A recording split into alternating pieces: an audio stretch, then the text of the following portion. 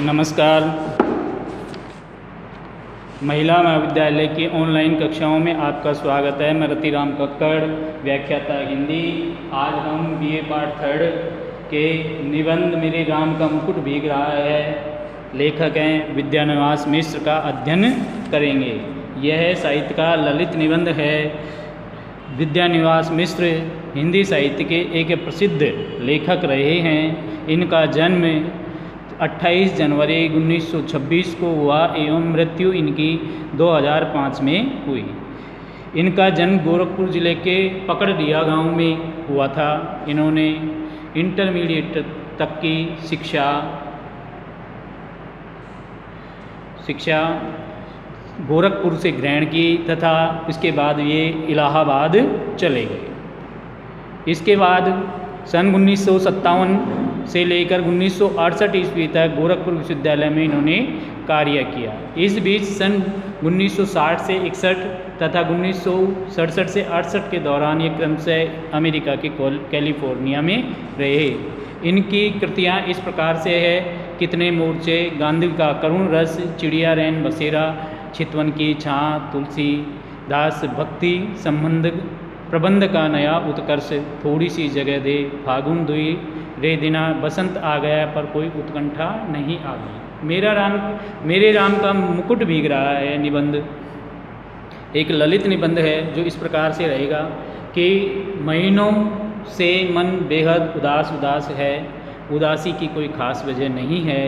कुछ तबीयत ढीली, कुछ आसपास के तनाव, कुछ उससे टूटने का डर, खुले आसमान के नीचे भी खुलकर सांस लेने की जगह की कमी। जिस काम में लगकर मुक्ति पाना चाहता हूँ उस काम में हजारों बाधाएं उत्पन्न होती जाती। कुछ ले देकर उदासी के लिए इतनी बड़ी चीज़ नहीं बनती, फिर भी रात दिन नींद नहीं आती है। दिन ऐसे बीतते हैं जैसे भूतों के सपने में एक रील पर दूसरी रील चढ़ा दी गई हो। आगे वो कहते हैं कि और कुछ भी परेशानी नहीं, उल्टे ऐसा लगता है कि जो कुछ हुआ एक सहज क्रम में हुआ, न होना ही अटपटा होता। अभी 2-3 रात पहले मेरे एक साथी संगीत का कार्यक्रम सुनने के लिए 9 बजे रात गए। साथ जाने के लिए मेरे एक चिरंजीवी यानी पुत्र को ले लिया और मेरे एक मेहमान, महानगरीय वातावरण में पड़ी कन्या ने अनुमति मांगी। शहर की आजकल की जो असुरक्षित स्थिति का ध्यान करके इन दोनों को जाने तो नहीं देना चाहता था। लेखक क्या है कि चिरंजीवी अपने पुत्र को एवं उस मेहमान कन्या को जाने तो नहीं देना चाहते थे, पर लड़की का मन भी तो रखना है। वो कह दिया 1-2 घंटे में सुनकर चले आना। रात 12 बज गए, पर वो मेहमान कन्या और उसका पुत्र लौट के नहीं आया। लेखक कहते हैं कि इससे चिंता बढ़ी। गृहिणी बहुत अधिक उत्तेजित हुई, झल्लाई। साथ में गए मित्र पर नाराज होने के लिए संकल्प बोलने लगी। इतने में जोर की बारिश आ गई। छत से बिस्तर समेट कर कमरे में आ गया। गृहिणी को समझाया बारिश थमेगी तो आ जाएंगे, संगीत में मन लग जाता है तो उठने की तबीयत नहीं होती है, तुम सो जाओ, ऐसे बच्चे नहीं हैं। पत्नी किसी तरह शांत होकर के सो गई, पर मैं अकुला उठा। बारिश निकल गई, वे लोग नहीं आए। समय बीतता जा रहा था। बरामदे में कुर्सी लगाकर राह जोड़ने लगा। दूर कोई आहट होती तो उद्ग्र होकर फाटक की ओर देखने लगता। रह कर बिजली चमक जाती थी और सड़क दिख जाती थी, पर सामने की सड़क पर कोई रिक्शा नहीं, कोई चिड़ै का पूत भी नहीं। एकाएक कई दिनों से मन में उमड़ती घुमड़ती पंक्तियाँ गूंज उठी। मेरे राम के भिजेरे मुकुटवा, लक्ष्मण के पटुकवा, मोती सीता के भीजे सेनुरवा, ताराम घर लौट ही आवे। मेरे राम का मुकुट भीग रहा होगा, मेरे लखन का दुपट्टा भीग रहा होगा, मेरी सीता की मांग का सिंदूर भीग रहा होगा, मेरे राम घर लौट आते। बचपन में दादी नानी द्वारा गाए जाने वाले गीत मेरे घर के बाहर जाने पर, विदेश में रहने पर वे यही गीत विवल होकर गाती और लौटने पर कहती, मेरे लाल को कैसा वनवास मिला था। जब मुझे दादी नानी की इस आकुलता पर हंसी आती, गीत का स्वर बड़ा मीठा लगता था। हाँ, तब उसका दर्द नहीं छूता था, पर इस प्रतीक्षा में एकाएक उसका दर्द उस ढलती रात में उभर आया। और सोचने लगा, आने वाली पीढ़ी पिछली पीढ़ी की ममता की पीड़ा नहीं समझ पाती है। पिछली पीढ़ी अपने संतान के संभावित संकट की कल्पना में उद्विग्न हो जाती है। मन में यह प्रतीति नहीं रहती कि अब संतान समर्थ है, बड़े से बड़ा संकट झेल लेगी। बार बार मन को समझाने की कोशिश करता। लड़की दिल्ली विश्वविद्यालय के एक कॉलेज में पढ़ाती है। लड़का संकट बोध की कविता लिखता है, पर लड़के का ख्याल आते ही दुश्चिंता होने लगती। गले में जाने कैसे तत्व हैं, लौटते समय कहीं कुछ हो न गया हो और अपने भीतर अनायास अपराधी होने का भाव जाग जाता। मुझे रोकना चाहिए या कोई व्यवस्था करनी चाहिए थी। पराई लड़की तो हर कोई पराई होती है। धोबी की मुठरी की तरह घाट पर खुले आकाश में कितने दिन फहराएगी, अंत में उसे गृहिणी बनने जाना ही है। घर आई, कहीं कुछ हो न जाए। मन फिर घूम गया कौशल्या की ओर, लाखों करोड़ों कौशल्याओं की ओर, और लाखों करोड़ों कौशल्याओं के द्वारा मुखरित एक अनाम अरूप कौशल्या की ओर। इस सब में सबके राम वन में निर्वासित है, पर क्या बात है, मुकुट अभी भी उसके माथे पर बंधा है। वनवासी राम के सिर पर क्या बंधा है, मुकुट बंधा है। क्या गजब कल्पना की है उसी के भीतर कि इतनी चिंता क्या बात है।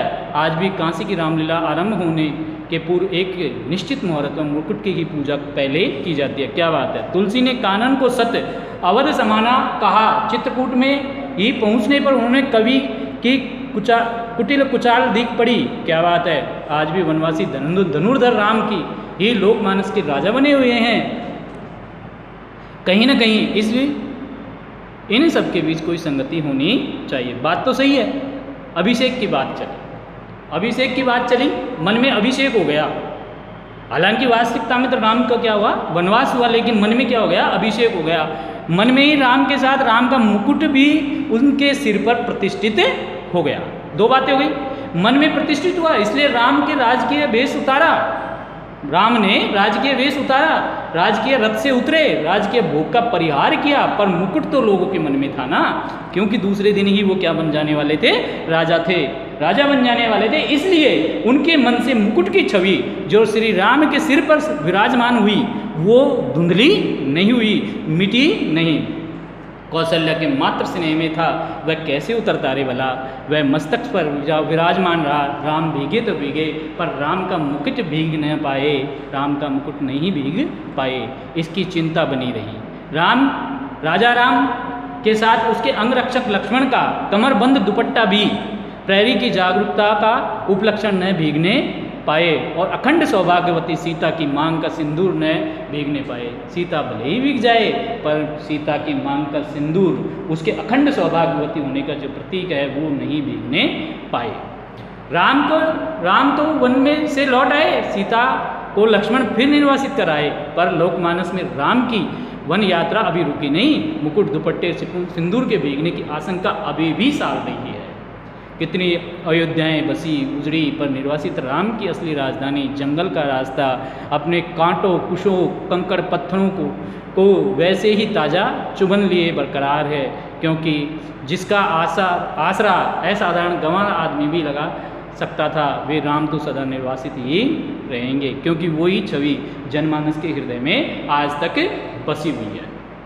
आगे देखेंगे, उनके राजपाट को संभालने वाले भरत अयोध्या के समीप रहते हुए उनसे भी अधिक निर्वासित रहेंगे। निर्वासित ही नहीं, बल्कि एक काल कोठरी में बंद जलावनी की तरह दिन बिताएंगे। सोचते सोचते लगा कि इस देश की ही नहीं, पूरे विश्व की एक कौशल्या है, जैसा हमने यहाँ भी बताया कि पूरे विश्व की एक कौशल्या है जो हर बारिश में बिसुर रही है। मेरे राम के बेगेरे मुकुटवा, मेरे राम का मुकुट भीग रहा होगा। मेरे संतान ऐश्वर्य की अधिकारिणी संतान मन में घूम रही है।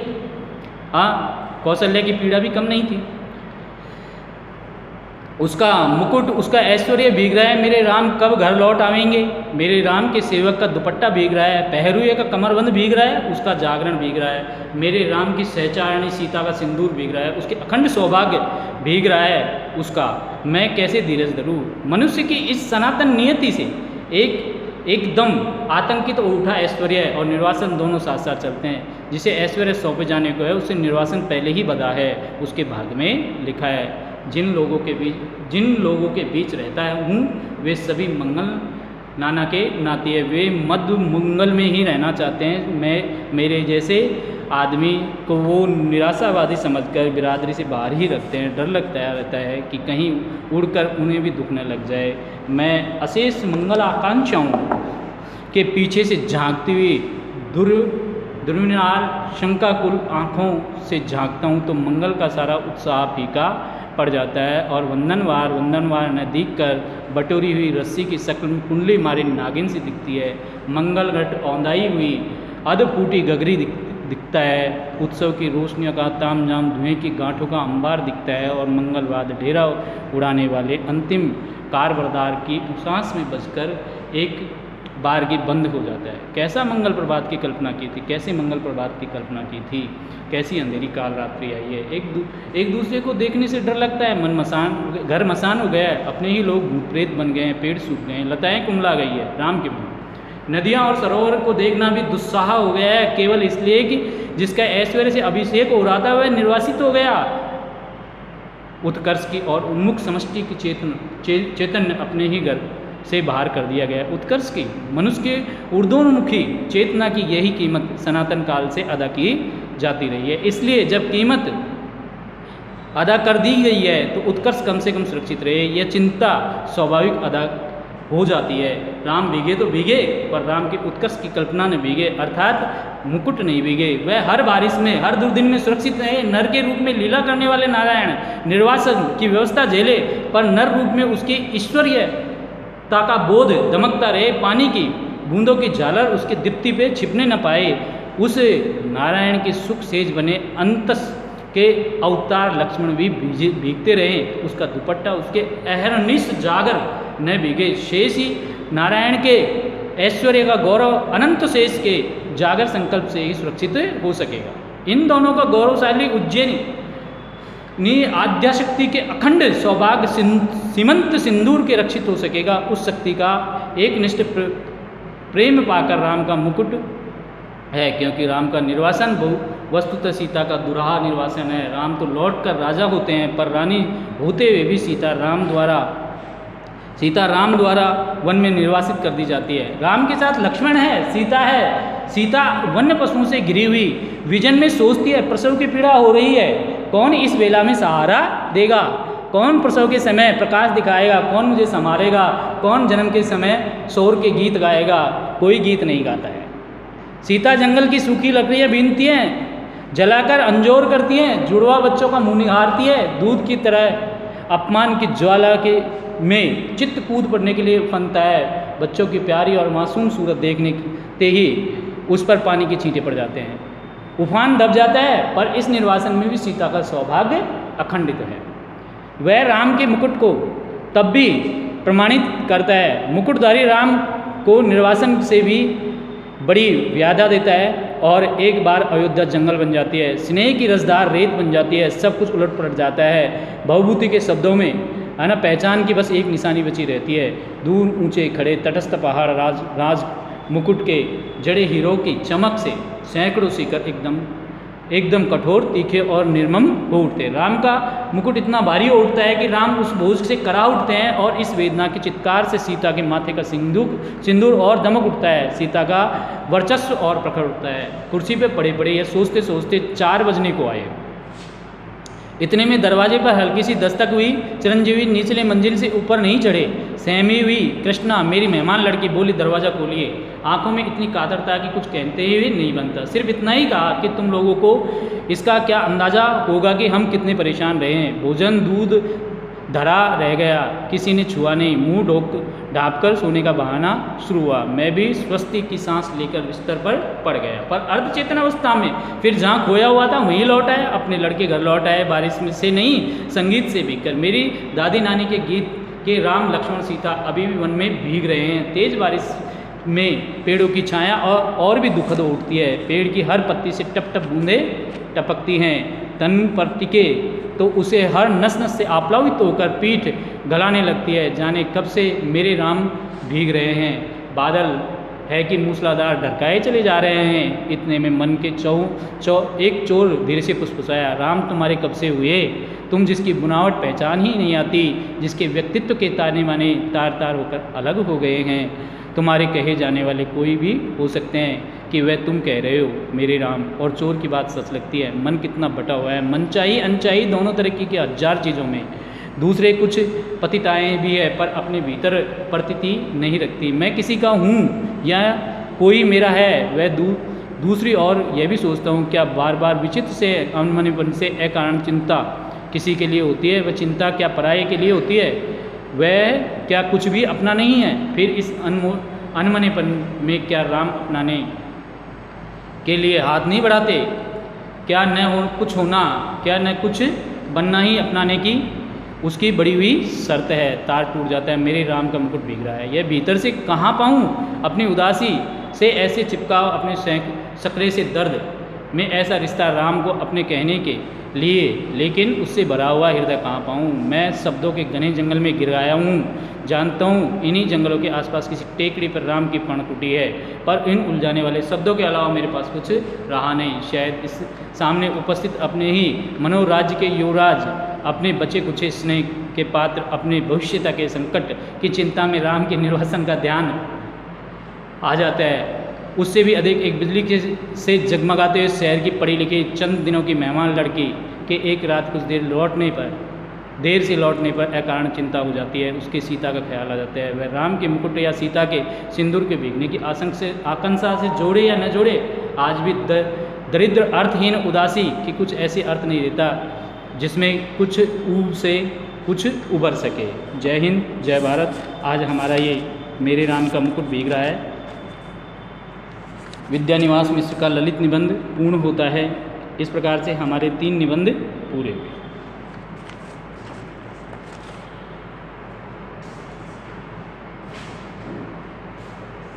धन्यवाद।